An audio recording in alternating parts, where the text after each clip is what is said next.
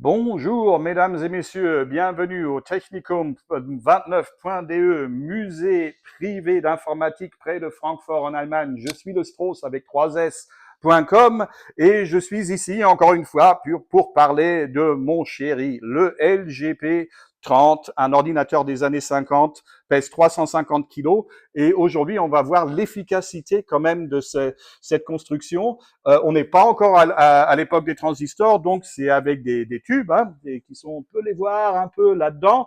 Et ce qui est absolument fascinant, c'est un ordinateur qui fonctionne avec 113 tubes, uniquement 113. Quand on compare ça au numéro de transistor qu'on a dans un microchip, dans un processeur ces jours-ci, et c'est une comparaison valable, hein, un tube comme ça, il fait de la connexion logique exactement comme un transistor. Donc ici, on en a 113.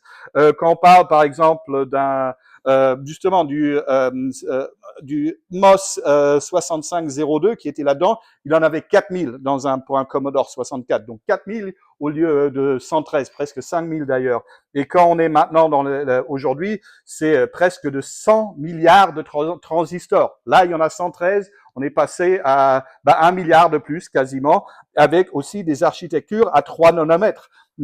Si on regarde les tubes, bon, ils font à peu près 6 centimètres, donc c'est 60 milliards de nanomètres. Donc on est venu quand même de loin, impressionnant. Et avec ça, c'est du assembler, on a 16 commandes, c'est quasiment du RISC.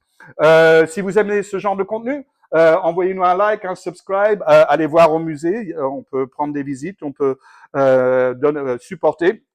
Allez voir le YouTube channel et tout ça, et aussi allez voir sur Strauss avec 3s.com pour plus d'informations. Merci.